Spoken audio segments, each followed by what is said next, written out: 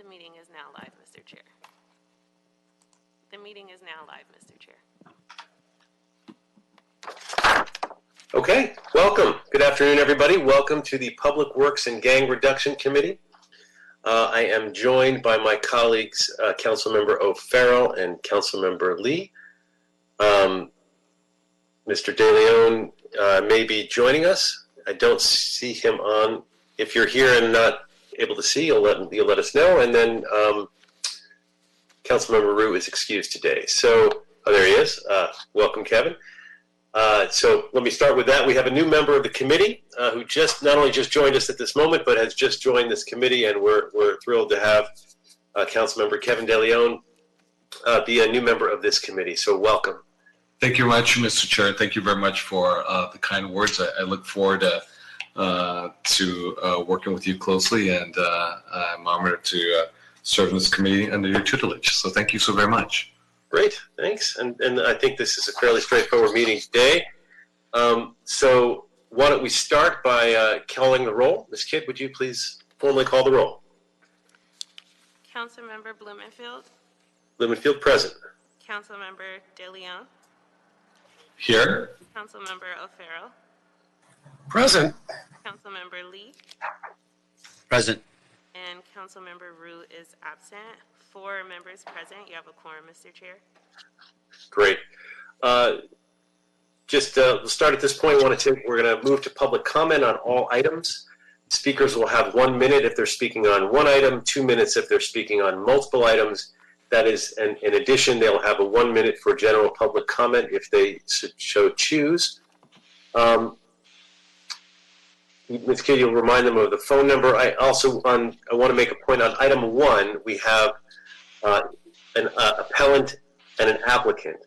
So they will not be speaking during the public comment period, but when we take up item 1, they will each have 5 minutes, the appellant and the applicant, to speak about item 1. But members of the public who wish to speak about item 1, now is the appropriate time, but the appellant and the applicant will have a special time when the item is open. For those calling in, please mute the devices you're listening to before you make your public comment. You're going to be asked to press *6 to unmute your phone when it's your turn to talk. And when public comment is complete, I'm going to, just so you all know, I'm going to recommend that we move items 3, 4, 6 through 12, and item 14 on consent. For clarification, the recommendation for 4 is a request the city attorney to prepare and present an ordinance amending the LA Municipal Code for violations under 5608 through the ACE program. And then I'm also going to ask that we continue item 13. So let's move to public comment. Ms. Kidd, if you'd lead us in. Members of the public who would like to offer public comment on the items listed on the agenda should call 1-669-254-5252 and use meeting ID number 160-073-2397 and then press the number sign. Press the number sign again when prompted for participant ID. Once admitted into the meeting, press *9 to request to speak.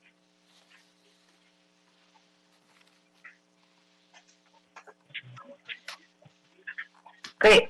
Caller with the last 4 digits of their phone number, 1688.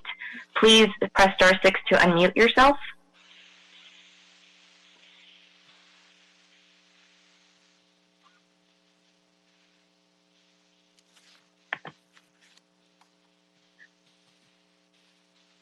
Caller with the last 4 digits, 1688. Please press *6 to unmute yourself.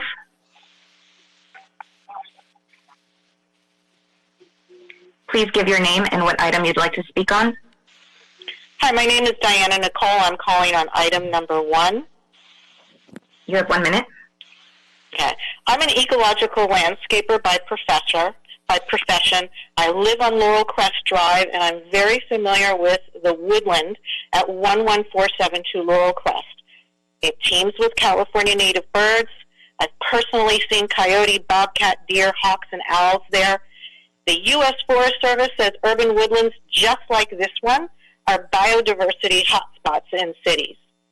They cool the surrounding air temperatures, provide habitat for wildlife, store a lot of carbon, and serve as stopover sites for migratory birds.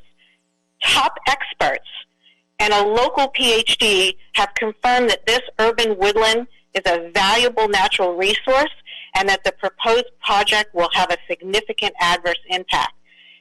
Santa Monica Mountains Conservancy, Hillside Federation, California Native Plant Society, and the city's own Forest Advisory Council, CFAC, made up of representatives picked by you and your fellow council members, is asking that you support the appeal, that you say that this is not categorically exempt from CEQA.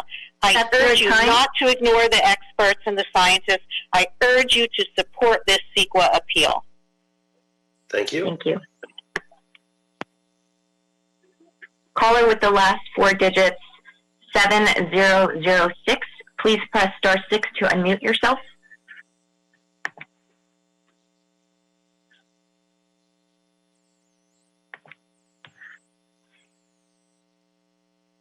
Caller with the last 4 digits, 7006. Please press star 6 to unmute yourself.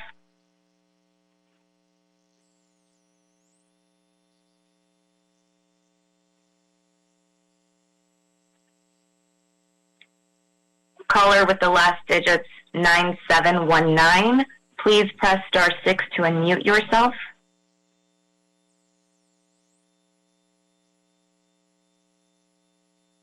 Last digits, 9719.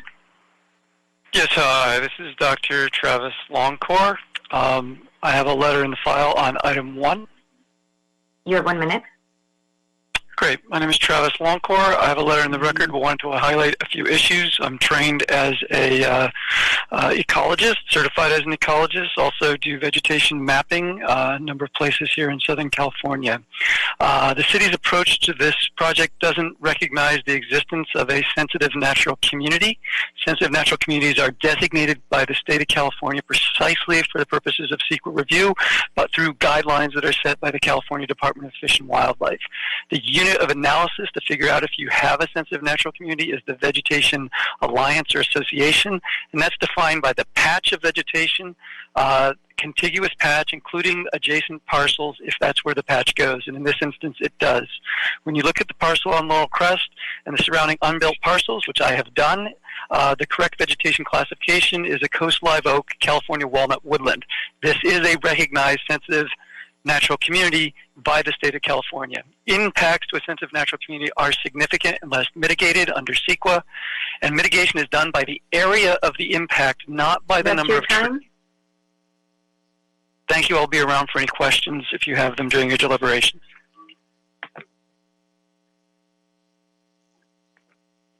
Caller with the last digits, 3466. Please press star 6 to unmute yourself.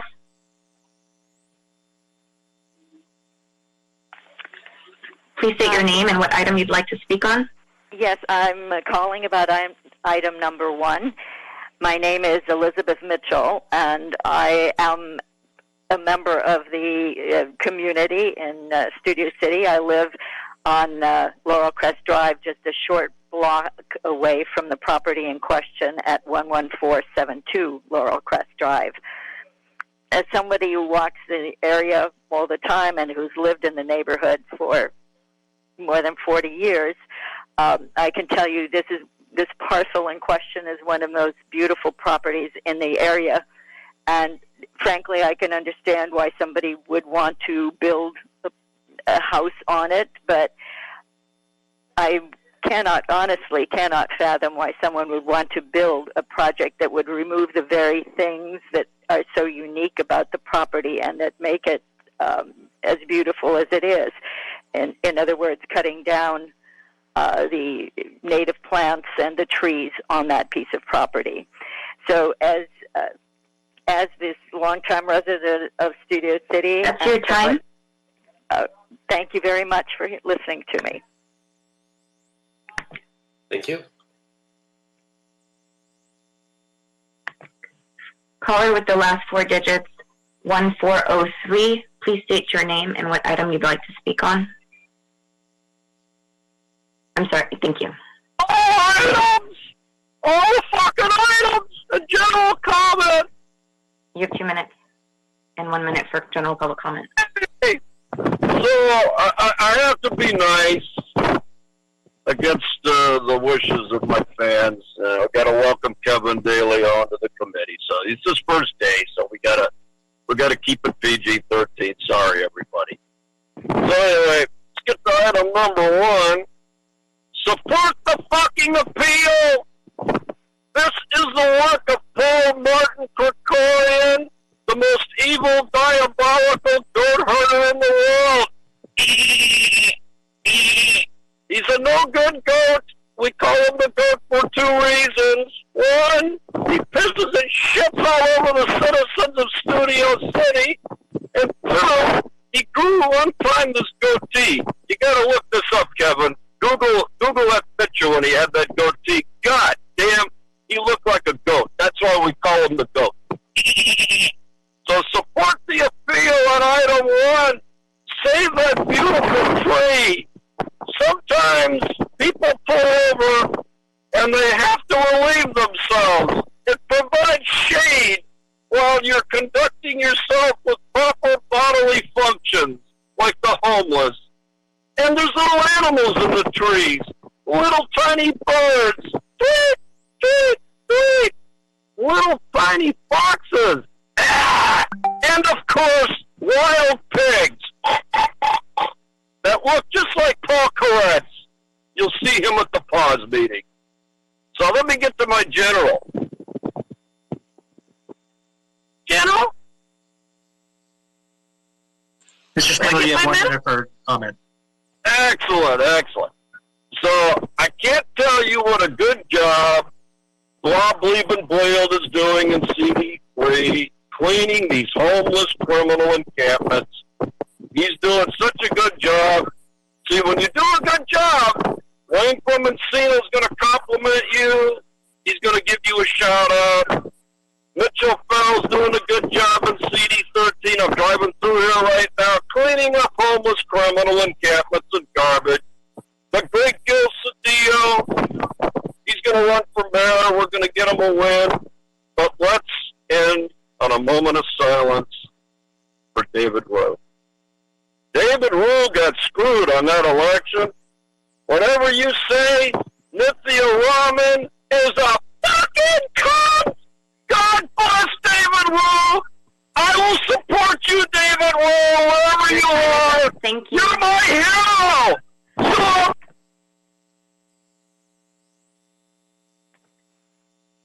Caller with the last 4 digits, 7006. Please press star 6 to unmute yourself. Gil Cedillo for mayor! God bless you, David Rowe! You've done a wonderful Mr. job. Mr. Spindler, you've already spoken during the meeting. You can't use a second phone number to get extra time. Caller with the last digit, 7180. Please press star 6 to unmute yourself.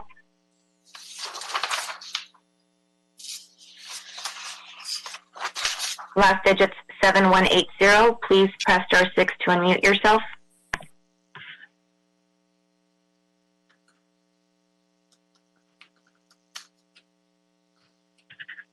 Caller with the last 4 digits. Hi, sorry, I'm unmuted. Can you hear me? Yes. My name is Lori Chapman. I'm a Studio City resident, have been a Studio City resident since 1978. I know that area. Sorry, it's item number 1.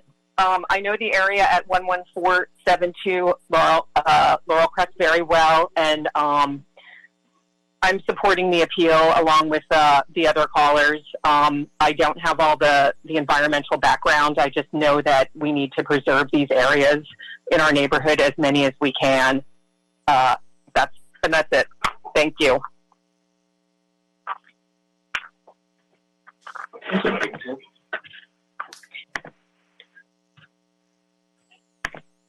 Caller with the last 4 digits, 8714. Please press star 6 to unmute yourself.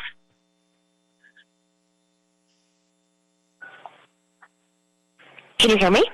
Yes. Please state your name and the item you'd like to speak on. My name is Nina Heller, and I'm also speaking on the open space on Laurel Crest. You have 1 minute. I have a very unique perspective. I have been living on this hill for 57 years, and it's quite a different hill from when I first came here at 6 months old.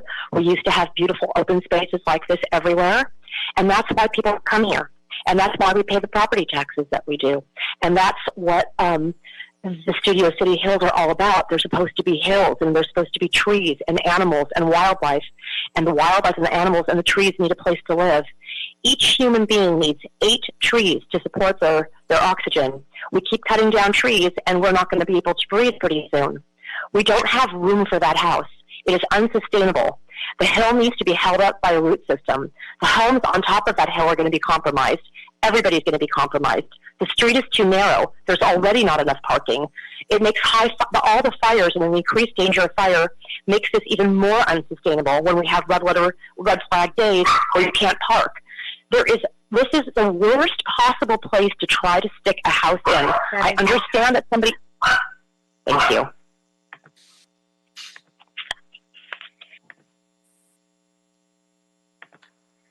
Caller with the last 4 digits, 8890. Please press star 6 to unmute yourself.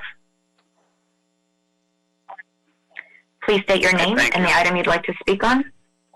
Hi, my name is Greg Kriedemeyer. I live on Laurel Crest Drive, down the street from the Woodland at 11472 Laurel Crest. It's filled with native trees, birds, and I've seen deer and coyote there. I'm certain that the destruction of this woodland will have a negative impact on my neighborhood. I strongly urge you to support the appeal from the residents. Thank you. Thank you.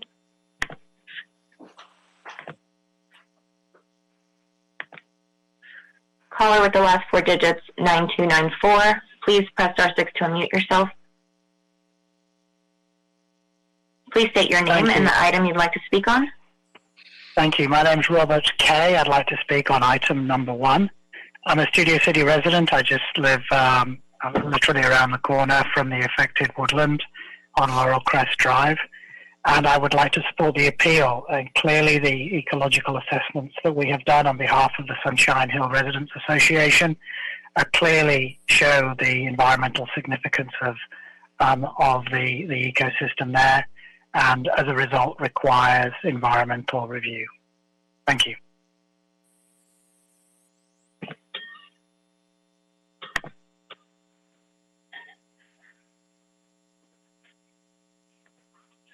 Caller with the last 4 digits, 8631. Please press star 6 to unmute yourself. Please state your name and the item you'd like to speak on. Item 1, and this is Joanne D'Antonio, CFAC member. You have 1 minute. Now? Yes. I'm sorry, is the 1 minute now? Yes, right now. Oh, okay. I'm speaking on behalf of CFAC, and we have actually submitted a letter that is against this project. I'm trying to pull up the letter here, but the project is an environmental problem, and the science has spoken that this is an environmentally sensitive woodland.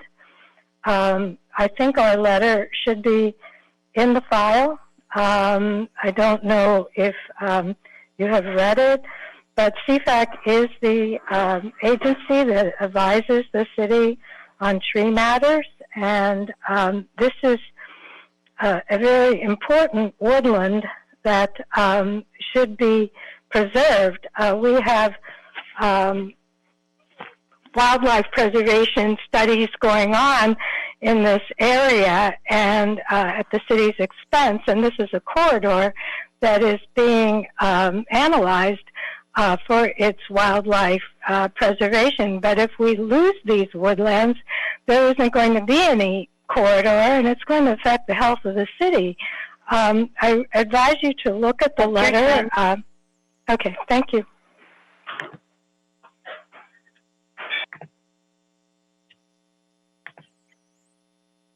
Caller with the last 4 digits, 4905, please press star 6 to unmute yourself.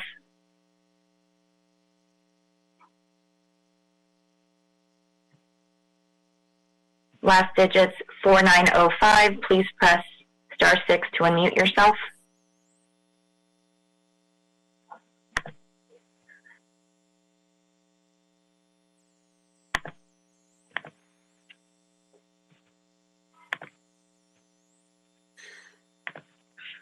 Caller with the last 4 digits, 4839, please press star 6 to unmute yourself. Hello, my name is James Hoff. I'd like to talk on item number 1. I am a resident of Studio City. I've been here for 15 years. I've walked past that woodland area many times with my dogs. It's highly in need of preservation, and I support the appeal to have an environmental review of that area. We need to stop building these crazy houses on these beautiful pieces of property, and we don't have very many of them remaining. So thank you very much. Thank you.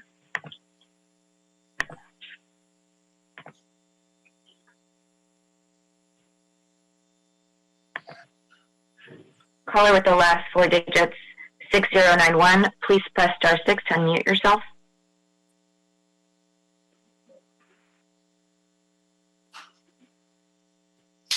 Last digits, 6091, please press star 6 to unmute yourself. Hi, can you hear me? Yes. Please state your name and the item you'd like to speak on. Hi, my name is Shelley Billick. I'm a CFAC representative for CD5. I'm the current chair of CFAC, the Community Forest Advisory Committee. I'm calling as an individual, although a previous caller reminded you that we did file a letter in support of the CEQA appeal.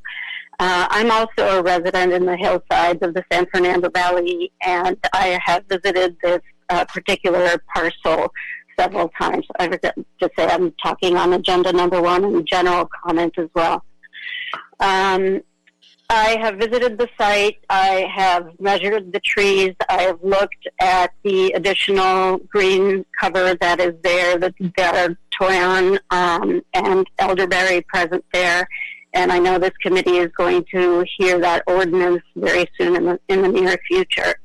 And I, too, am concerned that we're not listening to the scientists who are telling us that these woodland patches are very important to our quality of life in the city, as well as to our efforts to mitigate climate change, poor air quality. These are real implications of developing such a piece of land. As another resident spoke, that street is very narrow, the hill is quite steep, and it would just be a loss of very important natural habitat that cannot be mitigated. The protected tree ordinance cannot be used to circumvent CEQA. Please move on to your general public comment.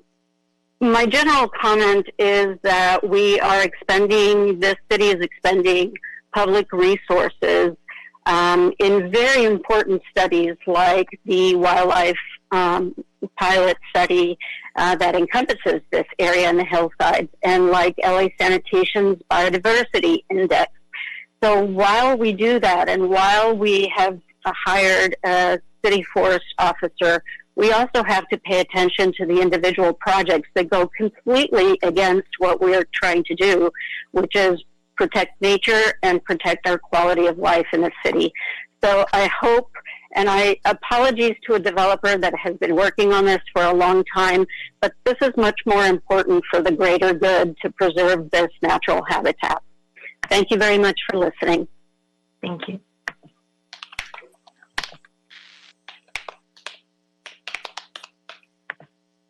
Caller with the last 4 digits, 4905, please press star 6 to unmute yourself.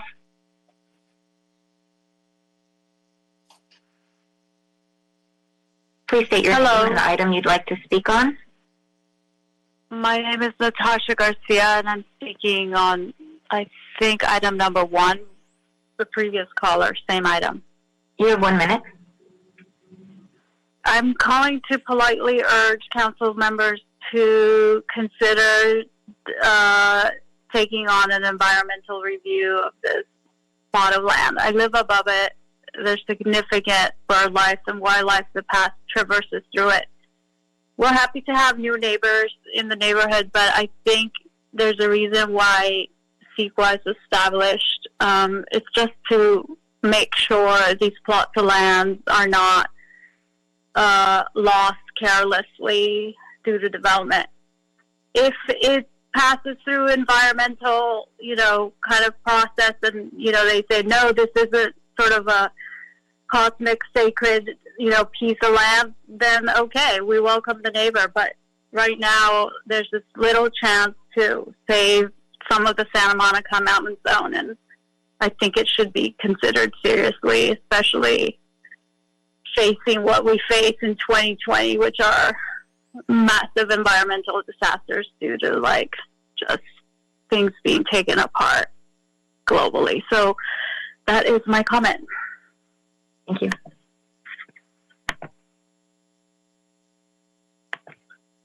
Caller with the last 4 digits, 9719. Please press *6 to unmute yourself.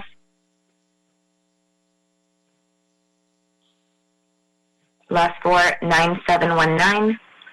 Please state your name and the item you'd like to speak on. I spoke already, but you dropped me from the call. I'm just back. So, Travis Longcore, I'm here for questions if you need me. Thank you. Okay, thanks.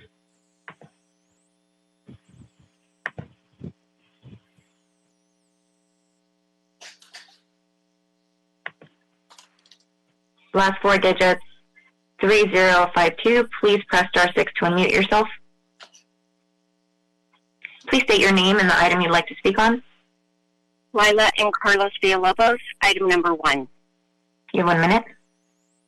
Yeah, we live at 11463 Laurel Crest Drive, so just a couple lots up from this project.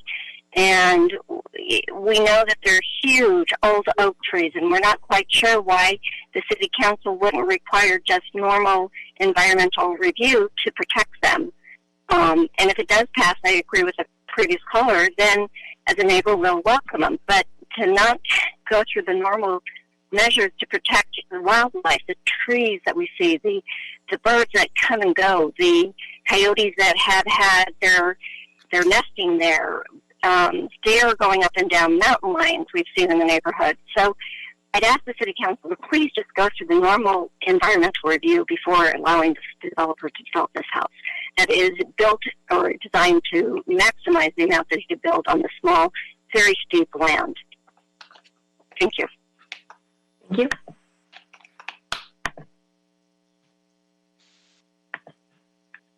Caller with the last 4 digits, 8095. Please press *6 to unmute yourself.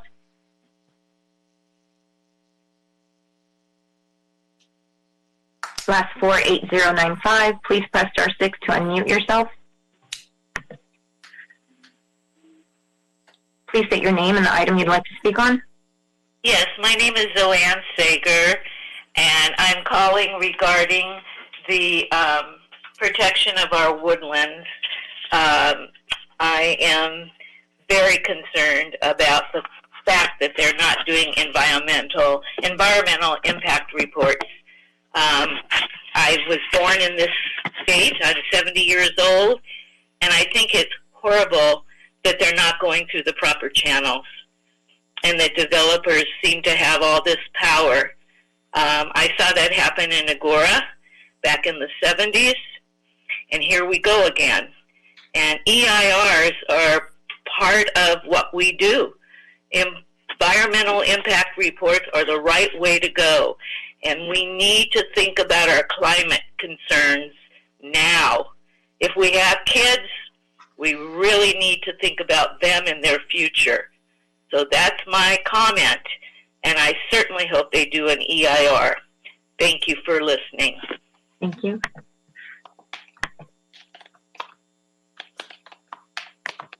Caller with the last 4 digits, 9258. Please press *6 to unmute yourself. Please state your name and the item you'd like to speak on.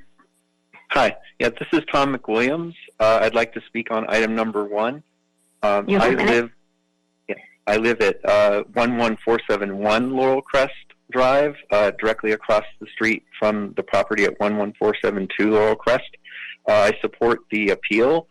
I have been living in this location for close to 20 years, shy a few months, and I have seen over time the wildlife flourishing at the property across the street. I have deer trails on the open space next to my own property where deer come and go to this property at 11472 constantly.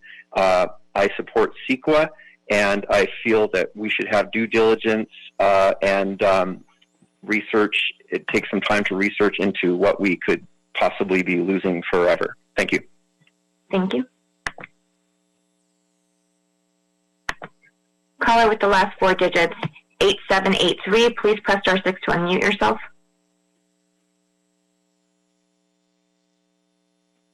Please state your name and the item you'd like to speak on. I'm calling about item number 1.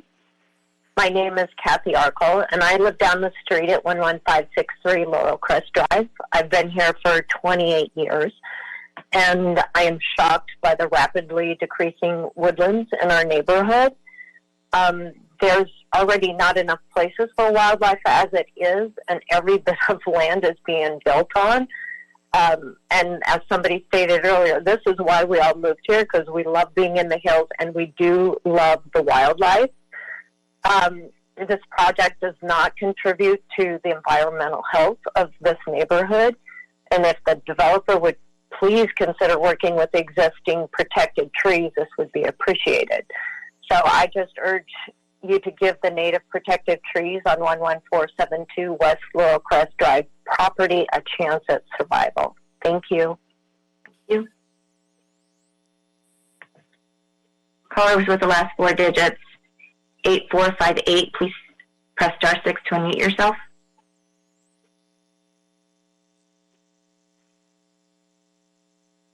Last 4 digits, 8458. Please press star 6 to unmute yourself.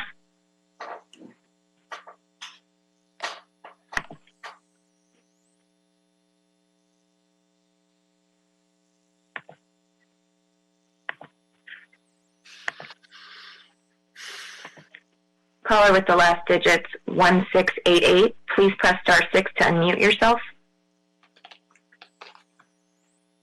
Last 4 digits, 1688. Please state your name and the item you'd like to speak on.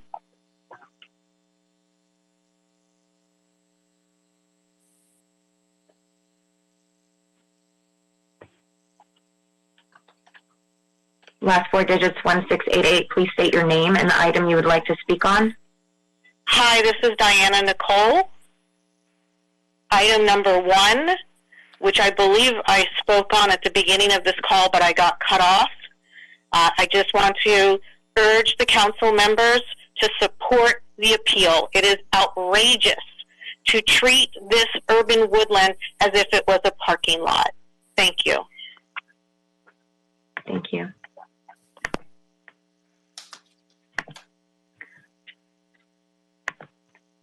Caller with the last 4 digits, 9258. Please press star 6 to unmute yourself. Hi, I got dropped. I already spoke. Okay, so just to clarify, if you've already spoken, you do not need to call back. Okay, I'm just trying to call into the meeting. Thank you.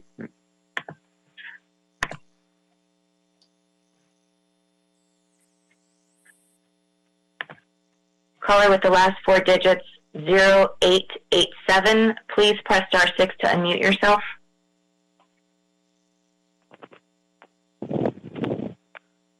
Hello? Yes, please state your name and the item you would like to speak on. My name is James, and I'd like to speak on public comment. You have 1 minute. Okay. And talking about the public right-of-way, we have a lot of grills, huge grills on the public right-of-way in our neighborhood, and it doesn't seem like the investigators of the right-of-way are doing anything about it. They keep notices of violation, but they're still on there, and they're violating the ADA rules of the handicap, and they have big, huge canopies that they're using.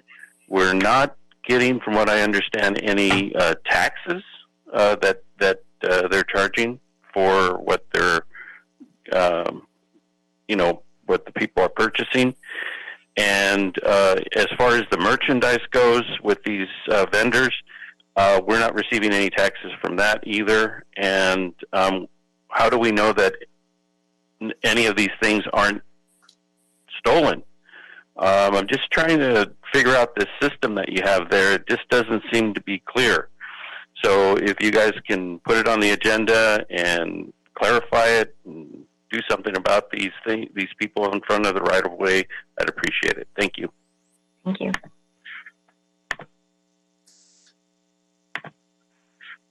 Last four digits, 5013. Please press star 6 to unmute yourself.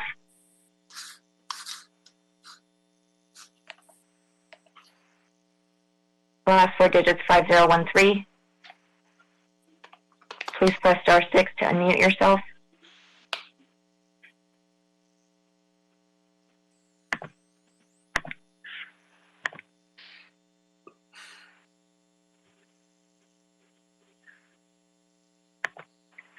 Caller with the last four digits, 1403. Please press star 6 to unmute yourself.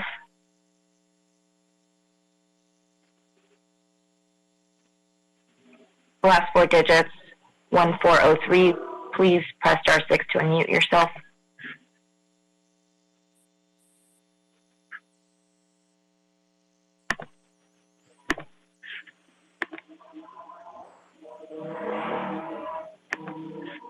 Caller with the last four digits, 1688. Please press star 6 to unmute yourself.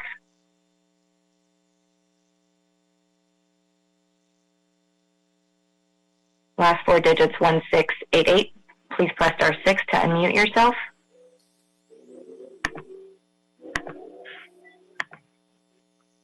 That concludes public comment at this time.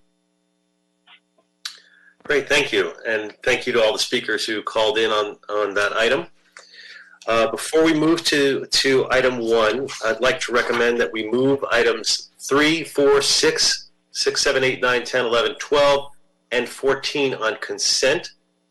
And just again, for clarification, the recommendation for item 4 is request the city attorney to prepare and present an ordinance amending the LA Municipal Code to allow for violations under LAMC Section 5608 to be adjudicated through the Administrative Citation Program.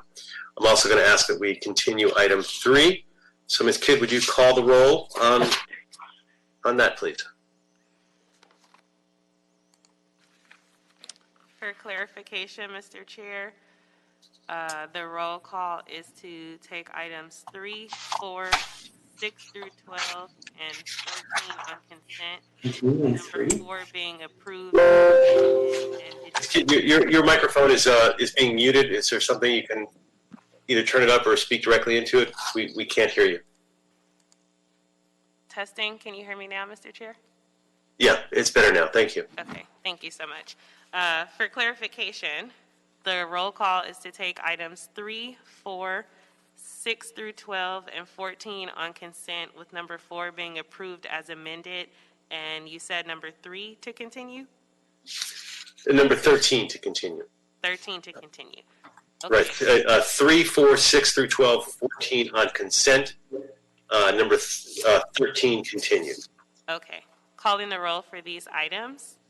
Councilmember Blumenfield. Blumenfield, aye. Councilmember Rue is not present. Councilmember DeLeon. Aye. O'Farrell. Aye. And Lee. Aye. 4 ayes. These items are approved as recommended. Great. Thank you, Ms. Kidd. That takes us to item number 1. And as this is a fair hearing matter, we'll hear from the appellant and then the applicant. And each will be permitted 5 minutes.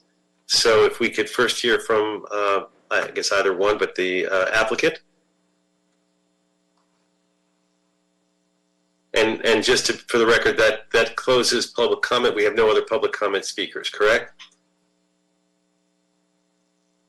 That's correct. Okay, so public comment is closed, and we're now on hearing item 1. And if we could start with the appellant for 5 minutes.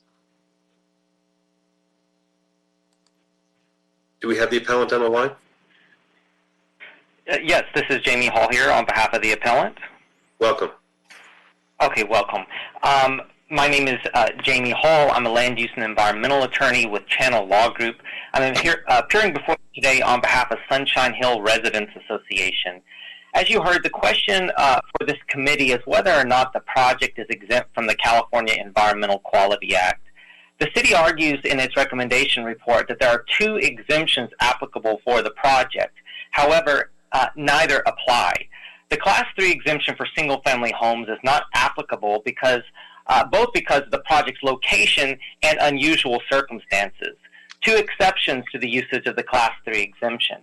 First, let's talk about the project's location. You can't use a Class 3 exemption if a project is located in a particularly sensitive environment that has been designated, precisely mapped, and adopted pursuant to law. No one disputes that the project is located in the Santa Monica Mountain Zone. The legislature declared when it adopted the Santa Monica Mountains Conservancy Act that this zone was an environmental resource of critical concern.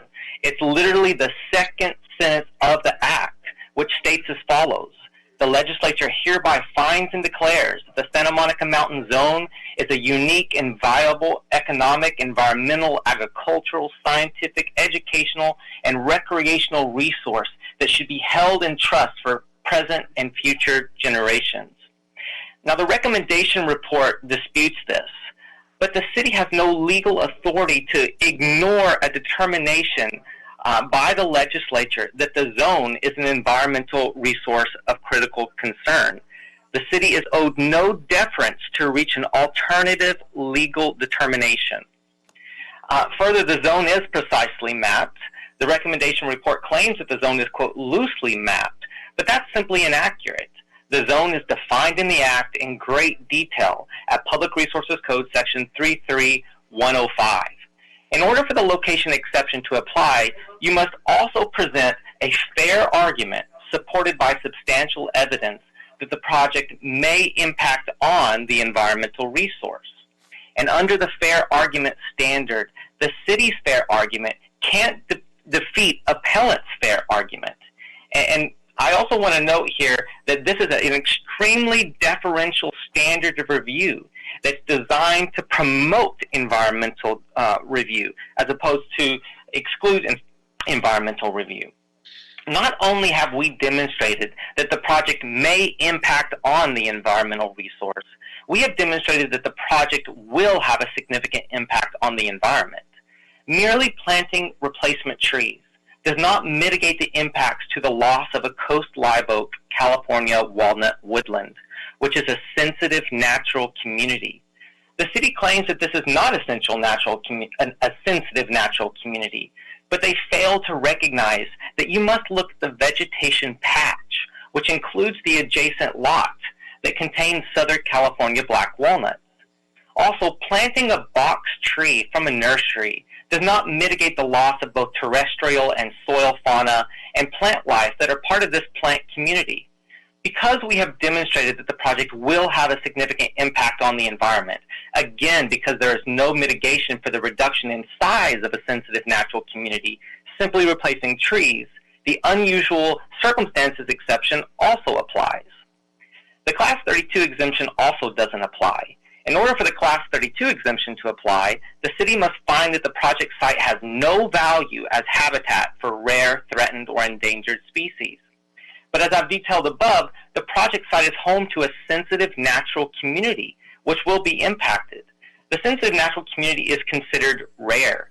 The city cannot reasonably dispute that the project has value as habitat for a rare species. In addition, the Southern California black walnut individually qualifies as a rare species.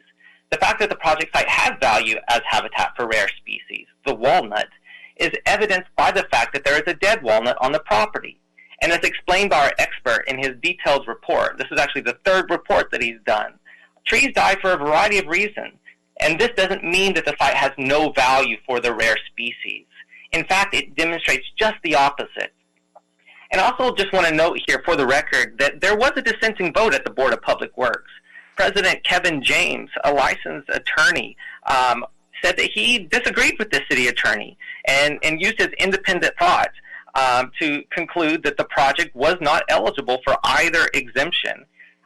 So I want to thank you for your time. I want you to understand how important this is, and it doesn't necessarily kill the project. This is about environmental review, going through the process of determining what the impacts might be and drafting customized mitigation measures. So thank you very much for your time. Great, thank you very much. Now we'll hear from the applicant for 5 minutes. Do we have the applicant on the line? And then we'll hear from city staff. Yes, please press star 6 to unmute yourself. And we also have a representative with the applicant. If both could press star 6 to unmute themselves. You have 5 minutes between you. You can split it up however you wish. Okay. My name's Larry Schlossberg. I acquired the property several years ago to build a home for my family. I'm not a developer, and I plan to live on the home in the home as long as I can. I am an architect, and the design and construction of my own home is a long-time dream of my family. The property is one of the only vacant lots within an urbanized neighborhood of some very large homes and some smaller. All the properties have been developed for many decades. The design of the home meets all the zoning codes and regulations, including those for area, for height, setback, grading quantities and export quantities, and retaining walls. In my first meeting with the neighbors, the concerns that they brought up were primarily things like construction hours, construction traffic, construction noise. The neighbors above and below were concerned about landslides. I offered them the opportunity to speak with the project geotechnical and structural engineers, but they showed no interest in that. One neighbor was concerned about my children living in the neighborhood. There was little concern expressed for the trees. I was totally open to working with them on the other issues they raised. Their attorney openly admitted that the tree permit process was their opportunity to get unrelated concessions. Throughout this process, I've made great efforts to work with the neighbors, meeting with them several times. Amongst the things I suggested were deed restrictions on those parts of the property which would not be developed, deed restrictions on my current property, which is nearby, and restriction on 10,000 square feet of that property, which contains native trees, wildlife, and a natural stream that the wildlife drink from. And that would have significantly lowered the value of that property. I offered to plant larger replacement trees for required, trees on neighboring nearby properties, and offered to contribute many tens of thousands of dollars and my time to hillside habitat conservation efforts. None of these were of interest to the neighbors, but all of them I continue to offer. This one tree was of particular interest. It's the largest one up high in the site, I've been going the tree. I spent a lot of time trying to redesign the house to stay away from this tree. Unfortunately, it, like the other trees that we removed, is towards the center of the site. The house would have been forced to steep part of the property. It's not possible to configure that house there within the zoning rules and would require retaining walls which do not have engineering feasibility. As the council is aware, the question before you is not the merits of the house or the tree removal permit, which is already approved and is not appealable, but it's simply whether the CEQA single-family home and urban infill exemptions apply, and any exceptions to them do not. The city attorney's response to the objections to CEQA exemptions clearly describes why exceptions to them do not apply. The site conditions are similar to all the neighborhood sites and do not constitute a unique, special, rare, or unusual circumstance within the hills. The comprehensive biological report provided concludes that it is not a sensitive oak walnut woodland habitat due to the predominance of non-native species on the site, lack of walnut trees, or any threatened or endangered species. Finally, I am a proponent of CEQA.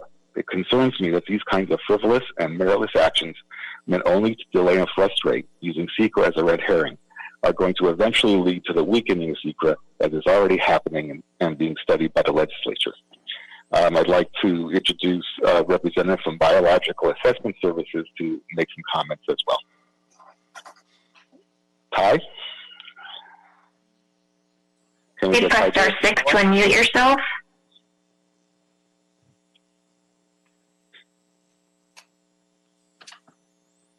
Please press star 6 to unmute yourself. Yeah, hold this time while we try to find him.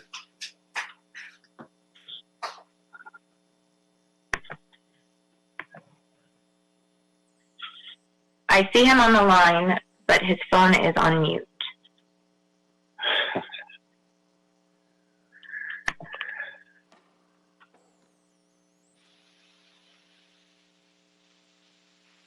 Please press star 6 to unmute yourself.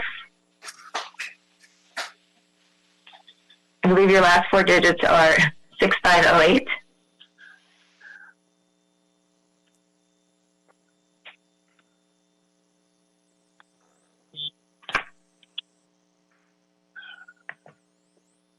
I apologize, he's not responding. So how much time is left? If the applicant, if you wish to fill up the remainder of the time, it's your prerogative. Yeah. We have to start the clock if we can't find him. He has 1 minute and 20 seconds left.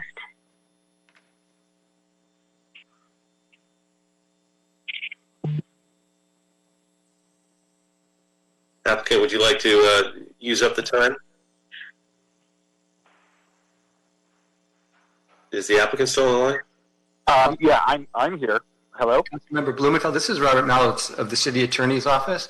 Is it possible to have staff presentation, and if the applicant can find his consultant, maybe bring him on after that for the 1 minute?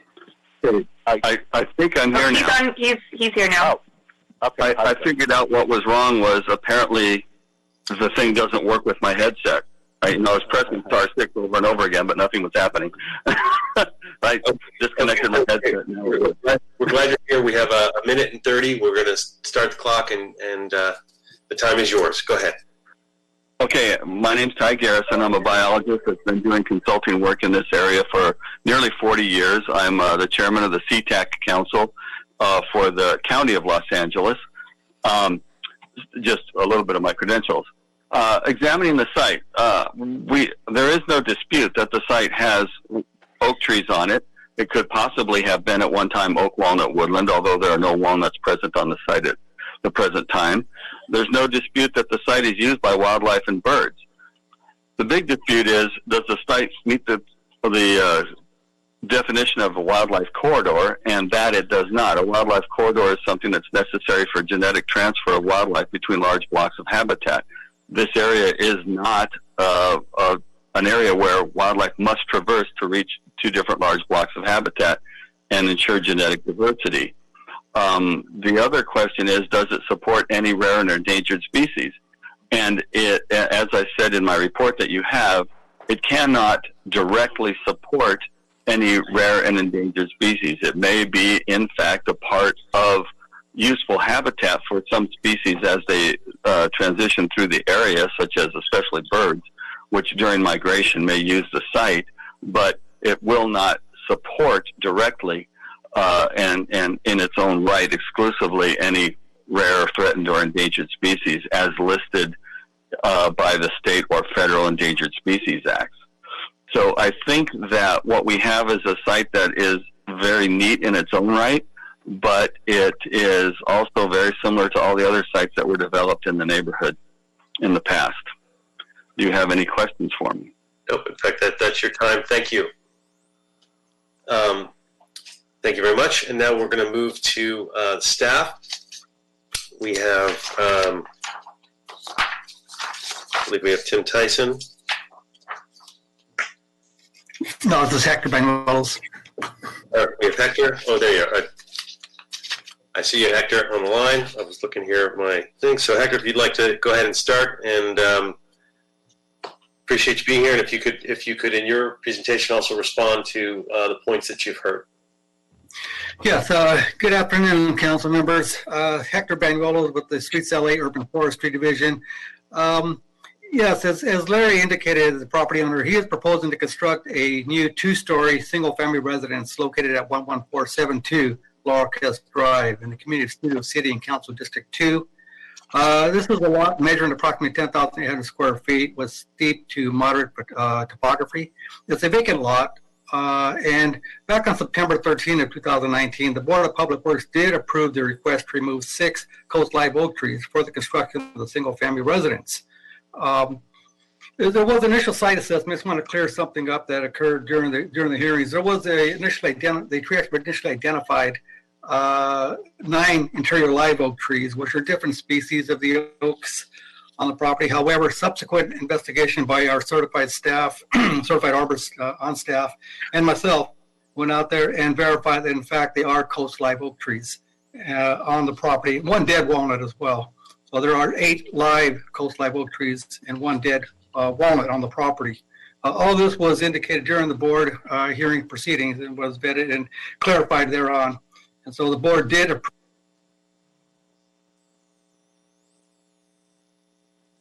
Hector, you just muted yourself. We cannot hear you.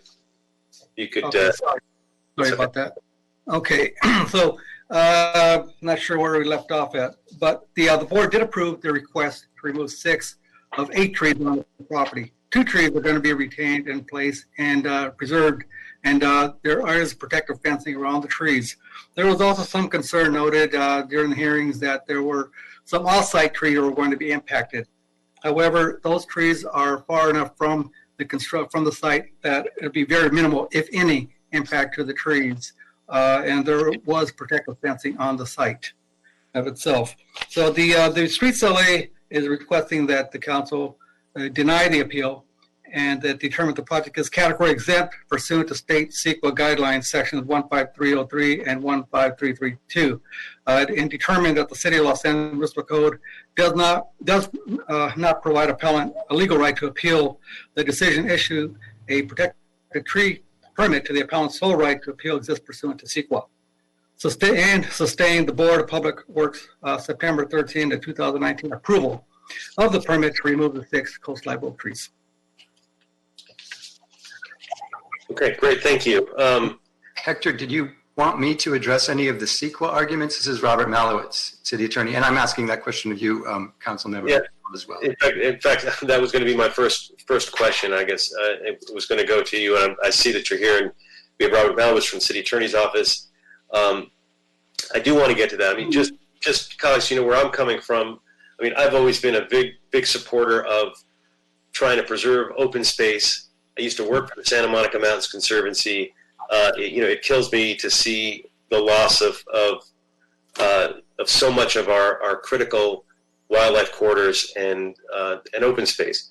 However, I realize too that what we can look at as a Public Works Committee is limited. We are not evaluating the entire project. We are have a very narrow scope of a decision. And I wanted to specifically ask our city attorney about what it is that we have, what is the scope of our decision, and also in particular if you could address some of the CEQA issues that have been raised, particularly this issue of the Class 32 urban infill.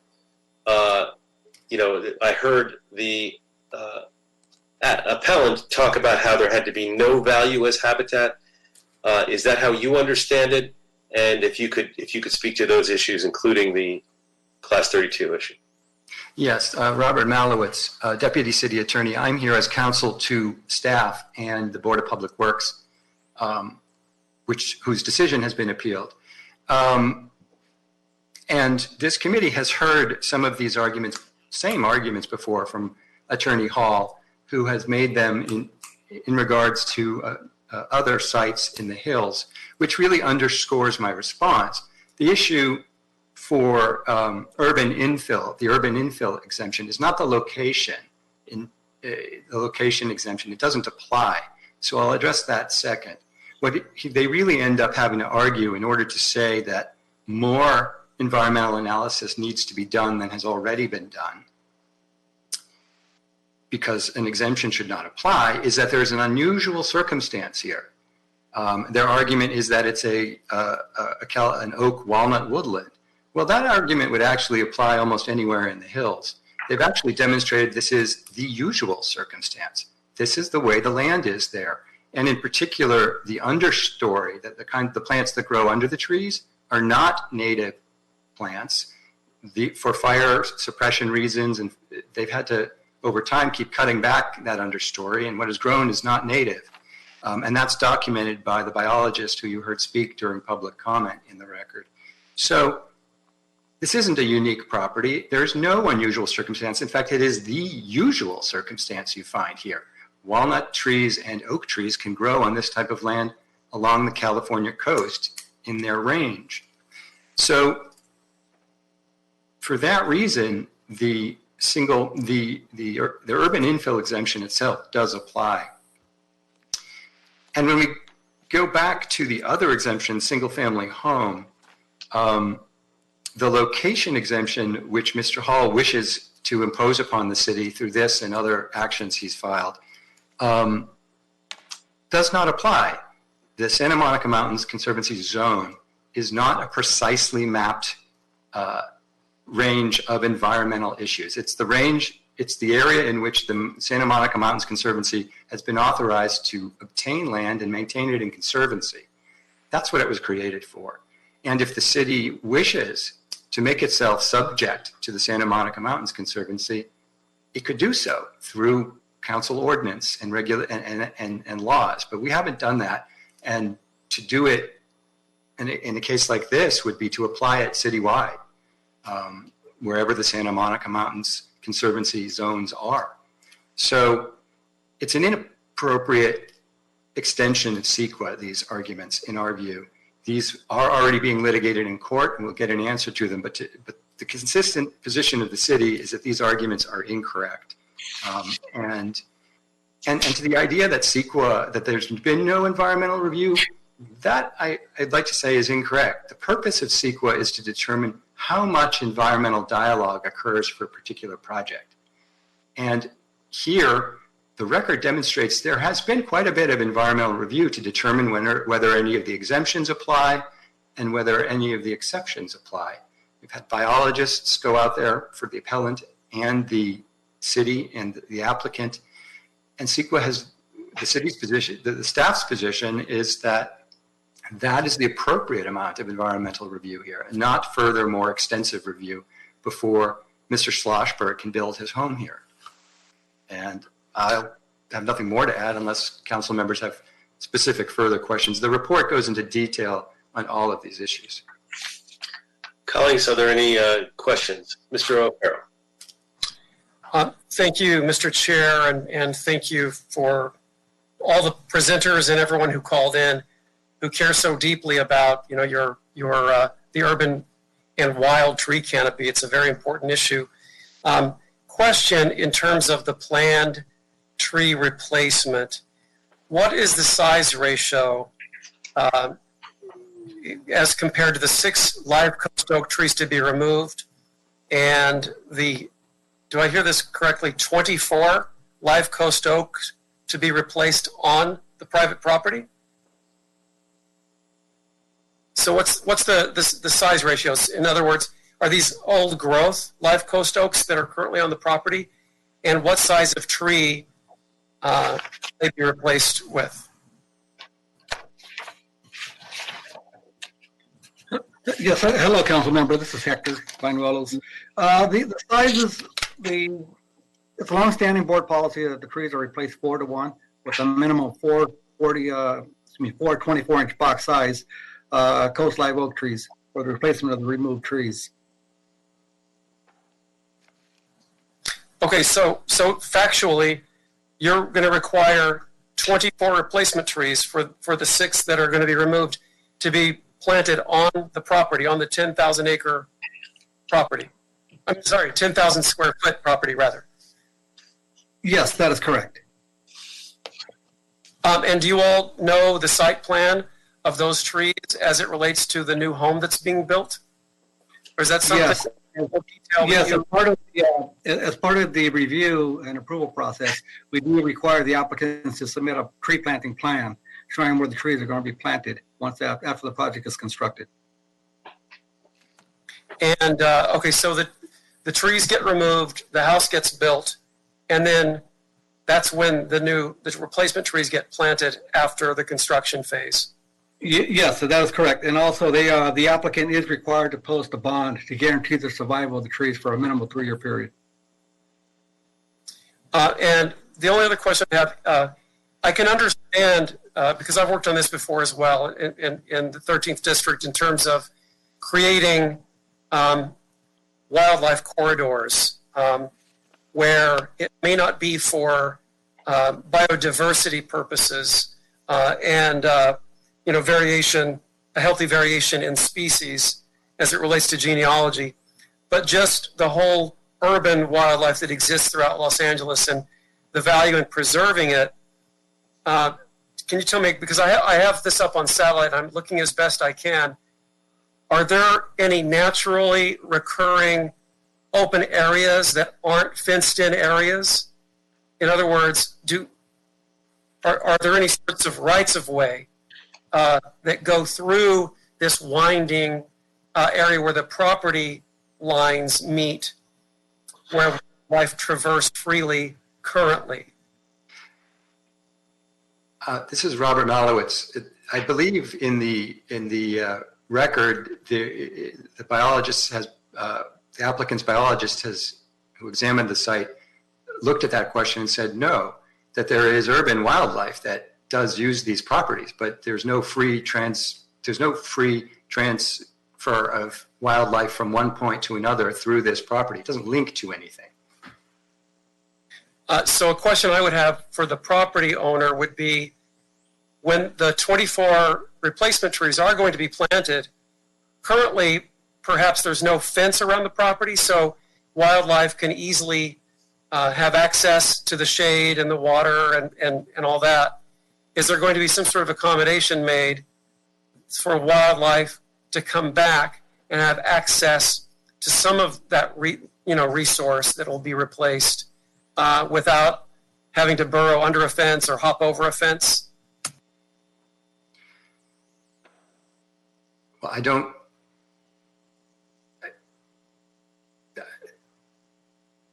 The applicant is on the line. Can you press *6 to unmute? Okay, we'll direct the question to the applicant. Sure. So I used to live in a hillside area in Glassell Park, and typically when there is an available lot that is zoned accordingly, typically those lots on hillside areas are not fenced in. So I suppose I'd want clarification on if that lot is currently fenced in or not. And if it's not, of course, deer and other wildlife have access to that area. My question would be, will there be a similar accommodation made in parts of this parcel once it is developed so that locally occurring wildlife will still have some access to the newly planted oak trees?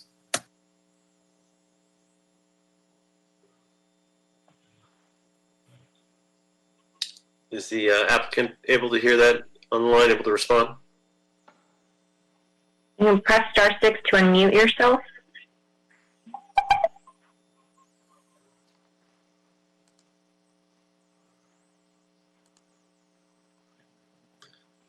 I'm just trying to get to the bottom of what is accessible currently to wildlife in the area and what will be accessible once a project is built there, including the 24 coastal oaks to replace the 6 taken. Yeah, he does not appear to be responding. And Mr. Banuelos, do you have an answer to that question? We may not be able to get an answer to that question today, unless you have the answer of staff, which nodding. No, I don't have an answer for that one. Okay. I'm Hello, this is the applicant. I can answer. Oh, okay, great. Go ahead. I'm sorry. Okay, hi. There is no fencing on the property today. When the house is built, likewise, there will be no fencing on the property. It will be left open, and there are paths around the house that can be traversed. And actually, in addition, adjacent to the property, there is a strip of land, I think it's 15 foot wide, which actually belongs to the property above me, I guess it was originally laid out as a flag lot. However, it's way too steep to build a driveway on. So it has remained natural, and I imagine it may remain natural forever because it's not useful for a driveway. It's like a 50% slope, and it cannot be used as that. Thank you. Yes, yeah, thank you. Urban wildlife, if given a little bit of assistance and some freedom to roam with some form of habitat that can be supported, they adapt really, really well. And anyone who lives in the hillside area knows that. So my questions were really of the nature of encouraging that approach to developing a hillside lot. So I appreciate your answer. Thank you. Yes, certainly. Okay, colleagues, are there any other questions from colleagues? Mr. De Leon. Thank you very much, Mr. Chair. I'm not an arborist, so I want to ask the question of Mr. Banuelos the following. Without getting into the legal weeds with the city attorney's office, whether this comes to fruition or not, if the trees were to physically be removed, the oak trees in question, could they still be saved, and could they be replanted elsewhere? Again, not being an arborist, and I know it's not a legal question, but I'm just curious if the trees themselves, these very specific trees, could actually be saved. I like, Mr. Chair, Bob Blumenfeld. I believe in trees, obviously in shade. They sequester, carbon dioxide, and obviously I grew up in a neighborhood that had a dearth of trees, cement, asphalt, concrete. So I know certain geographical areas, certain zip codes within the city of LA have an abundance of these trees, but nonetheless, it doesn't make a difference. Could these trees still be saved if in fact they were removed? No, based upon where they're located, the hillside topography and their size, no. No, I do not believe the trees can be relocated successfully. And is it because of the age, the size, or you're saying the topography, or what are the factors that make it? Well, yeah, they're about averaging between 6 to 18 inches in diameter. Their height's around 30, 35 feet for approximately on average. And being with it's a steep hill, pretty steep for the most part, they're located, and pretty far back. They're going to take an enormous crane just to get them. And then you have the topography itself that affects the root ball. So, and it may affect the other trees as well. So it's just a lot of variables go into consideration for tree relocation. And these trees, in my opinion, they won't survive. They won't survive. They be relocated. Thank you, Mr. Chair. No problem. Colleagues, any other questions or concerns? I don't see anyone, so this is a difficult one, but given the limited nature of what we can look at, as much as I don't want to, I think we have to deny the appeal and adopt the recommendations in the Bureau of Street Services report that was dated October 6, 2020. And so that is the recommendation. And Ms. Kidd, if you would call the roll. Certainly. Councilmember Blumenfield. Blumenfield, aye. Councilmember Roux is not in attendance. Councilmember De Leon. Aye. Councilmember O'Farrell. Aye. And Councilmember Lee, it appears, has left the meeting. So Okay. with 3 ayes, this item is approved. Okay, thank you. That'll take us to item number 2. If you would read item 2 into the record.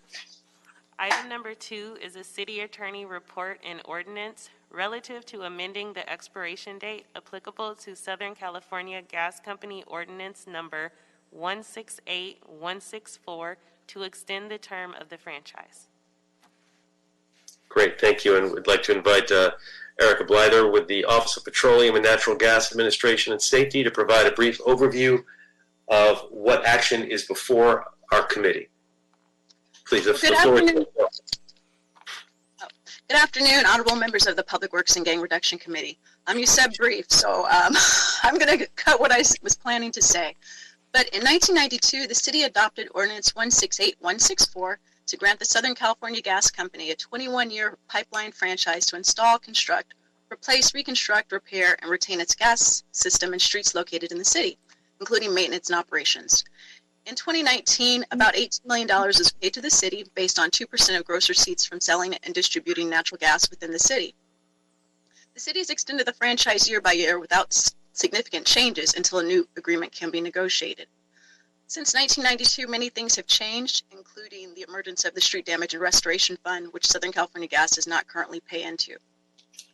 There was a case with Jacks versus the City of Santa Barbara that was settled in 2017, and that case determined that there have to be two conditions to have new franchises, and basically it's to have reasonably related to the value of the franchise and also can't exceed any reasonable value of the franchise. So based on these two conditions, or the second part specifically, the Office of Petroleum and Natural Gas has attempted to do a franchise valuation study. As I mentioned, this franchise has been extended a number of times. The last time was in May of 2019, came before this very committee. And since this last extension was granted in May, there has unfortunately been delays to the valuation process. Will do. In March of 2019, the Office of Petroleum and Natural Gas put out a request for proposals for a bid to do this valuation study. And there was one bid that was received, and it was deemed non-responsive. In January 2020, we used a new approach. The Mayor's Office suggested using Bureau of Engineering's pre-approved bidders list for the work. There were some delays, of course, due to COVID and other staff turnover in early 2020. But we did, in fact, have an RFP that was released in May. One bidder attended the pre-bid meeting but declined to propose due to concerns about conflict of interest. So in July of 2020, Board of Public Works with the CAOs worked with the Board of Public Works on the CAO's office to use their economic development pre-approved consultants. So that bid went out in August, and we did in fact receive one bidder, and that bid is currently being evaluated. So we anticipate this evaluation determination will take an additional 6 to 9 months, or approximately April of 2021. And we expect to have another 3 to 6 months needed to negotiate with SoCalGas, ending in July of 2021.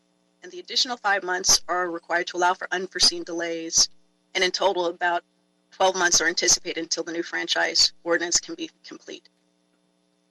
So we're asking for an extension, and incorporating several things would be the Street Damage Restoration Fund, as well as enhanced monitoring, insurance requirements, safety procedures, and infrastructure assessments. So all of that would be incorporated in the new franchise.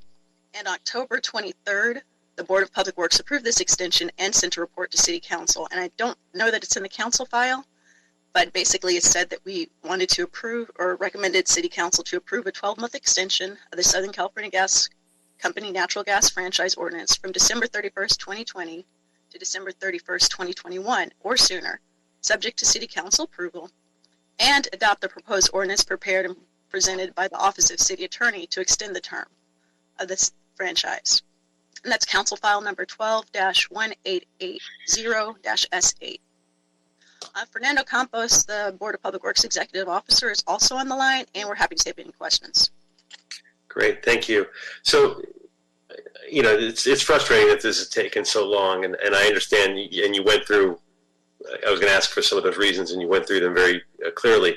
But what was the timeline that you ended up on in terms of the date that we think that we would have a new franchise agreement once the valuation is done? And then you said about, what, 3 or 4 months, and then? Well, we said about 6 to 9 months to actually evaluate the franchise. That's kind of with the bid, the franchise evaluation, and we think about 3 to 6 months to negotiate, and then we're leaving extra time just in case. So it may, in fact, be done before December, but we wanted to leave that time available. Okay. And is there any way, and I think the answer is no, but, you know, it kills me. We did the SDRF, which I think was totally appropriate so that we're no longer subsidizing all of the cuts in the streets. But because this franchise agreement has not been renewed, they're basically the only agency that's out there that doesn't have to pay the actual cost of ripping up the street. Is there any way to extend this, but to, at the same time, require the same payment that every other agency has to make for street damage repair? I believe that investigations were done into that in the past, and to start changing the franchise, we need to change the whole thing. We can't do it bit by bit. But believe the city attorney's on the line, and they may have some expertise in this area. Yeah, Bob, I'll speak to that. Ted Jordan from the city attorney. That's not really an option for us at this time. So I hear what you're saying. This extension is under the same terms and conditions, and to make such a material change is just not something that is procedurally available to us at this time. That will be part of the negotiation for the new franchise, and will be then further supported by the analysis done that puts us within the holding in the jack space. So the bottom line is we really can't do that at this point in time. Yeah, no, that was my suspicion. I mean, fairness would dictate that they do step up and pay that, since everyone else is paying that. But I understand procedurally, legally, we can't ask that because it, as you're both saying, that changes it from an extension to an alteration. So with that, I think we're kind of stuck, and we have to move forward. But colleagues, are there any comments or questions? I saw Mr. O'Farrell's hand. Couldn't tell the camera. Go ahead. Thank you, Mr. Chair. So the future of power in Los Angeles will be a phase out of natural gas. So within the context of the future contract that you'll be working on once this extension is granted, where is that value going to be in your approach to this next contract? You know, balancing our whole strong push to transition into completely renewable resources. We will consider that, but it's based on sale. Currently, the franchise value comes from gross receipts and surcharges, but we're going to look at things too, as was mentioned, the infrastructure and the way that it's distributed throughout the city, street damage restoration, what cuts are being made. So a lot of those things will be incorporated. We're also looking at increasing insurance and things too, because as mentioned, things have changed. Aliso Canyon happened. There are a lot of different issues that have emerged since 1992 related to safety.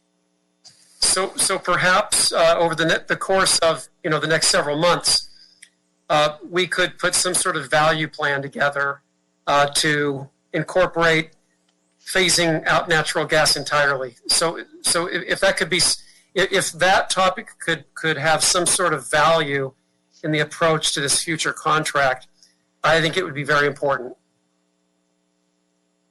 Sure, I will definitely incorporate that. Thank you. Great. Thanks, Mr. O'Farrell. Mr. DeLeon, did you have a question or comment? All right. Any other questions or comments from colleagues?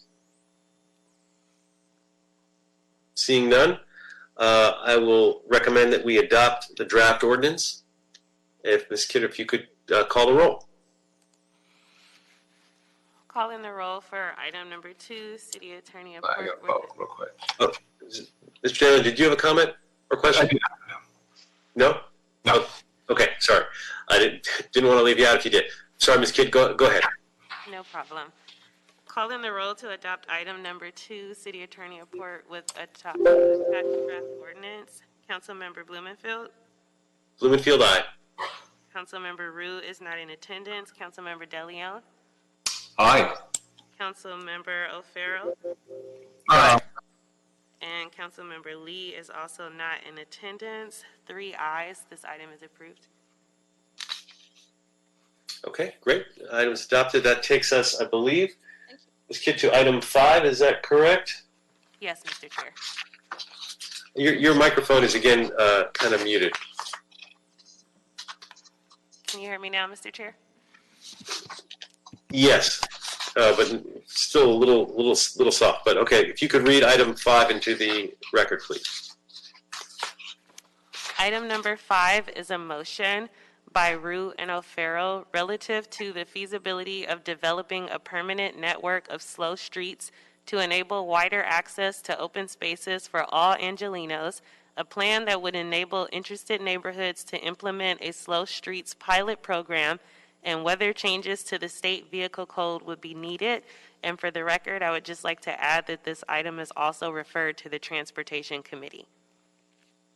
Great. I think this is a good thing. I wanted to add a friendly amendment, and I did my staff spoke to Mr. Rue's office, and he considers this a friendly amendment. So I'd like to, we're going to have discussion, but as we discuss it, to move it as adopted with a friendly amendment that would read, to propose an amendment to include language, the program furthers implementation of the neighborhood network in mobility plans 2035 in the first moving clause, so that it reads as follows. I therefore move that the Department of Transportation, with the assistance of the Chief Legislative Analyst, City Attorney, Streets LA, report back on the feasibility of developing a permanent network of slow streets to enable wider access to open spaces for all Angelenos, including but not limited to a potential program structure, eligibility criteria, staffing needs, how the program furthers implementation of the Neighborhood Network in Mobility Plan 2035, and a plan that would enable interested neighborhoods to implement a slow streets pilot program. So that's the amendment, and as I mentioned, the author of it views it as a friendly amendment, and but I want to make sure that we're also looking at the Neighborhood Network Mobility Plan as part of this discussion. So any comments or questions on this item as amended? Mr. O'Farrell. If Dan Mitchell is good with this, so am I. Okay. Councilmember, thank you very much, Dan Mitchell with the Department of Transportation. Perfectly fine with the amendment. I just wanted to highlight that while the department has implemented over 50 miles of slow streets in 30 neighborhoods across the city, the funding that we have identified thus far only allows us to install more durable materials for about half of the approaches in the city. So at this time, without additional funding, the Slow Streets program would be limited to the existing program. Right. This is more aspirational if we can get the funding, and we all agree that the Slow Streets concept has a lot of value, and just making sure that as we look at it, we do it in the right way. Any other comments or questions? Without that, I would recommend we move this item as amended. If Ms. Kidd, if you'd call the roll. Calling the roll for item number 5, Councilmember Blumenfield. Blumenfield, aye. Councilmember Rue is not in attendance. Councilmember De Leon.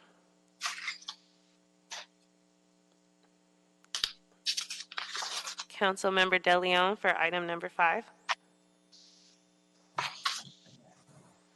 We'll go to Councilmember O'Farrell. Aye. Councilmember Lee is not in attendance, and back to Councilmember De Leon for item number 5. I think you're on mute. If you could state your vote, Mr. De Leon. Aye. Okay, Mr. De Leon is recorded as an aye. Thank you. 3 ayes. This item is approved as amended.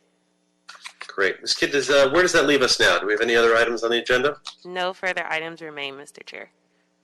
Great. Thank you very much. And with that, thank you all for your participation. This meeting is adjourned. Thank you, Mr. Chair. Thanks.